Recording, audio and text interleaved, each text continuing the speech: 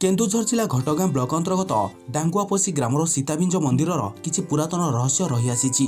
विश्वास रही कि अप्राकृतिक नारी माने लवकुश एवं माता सीता पाखरे मानसिक रखी पुत्रवती होइथांती।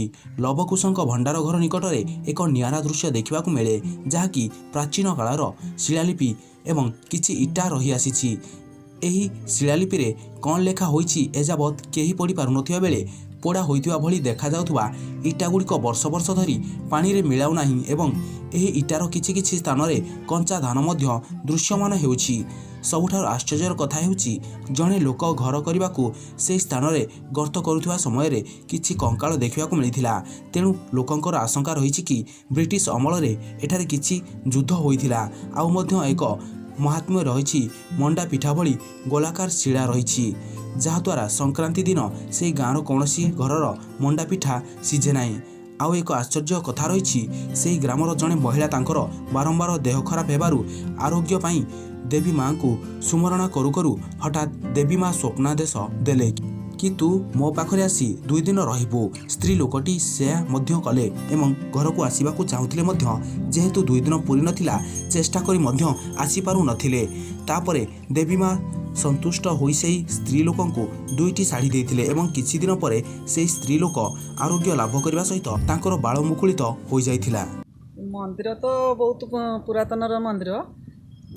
सत्य जुग जो सीता देवी की लवकुश जो गर्भरे थिले से समय लक्ष्मण आनिक सीता देवी की छाड़ी ये। तापरे से मैंने जो डाल 3टा गाड़ी दिखे जाइए से डाल 3टा मंदिर बोली आमे शुणुचु समस्ते से कथार को प्रमाण कर।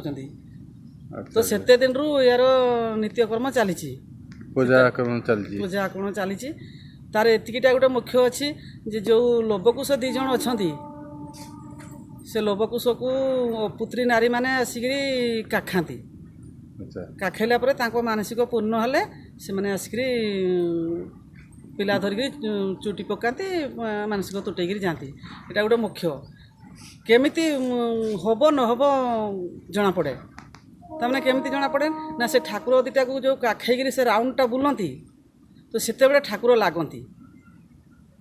देहुरी 2 जण था आग जन को पछ जड़े था खसी पड़ो बोली तो से राउंडटा बुलला बेले केमती प्रमाण हुए ना किए बाहरी पारे किए तो बाहरी पारे नहीं, किए तो बेढ़े 2 बेढ़ा बुले आउ किए तो बुली पारे नहीं लगी जाती।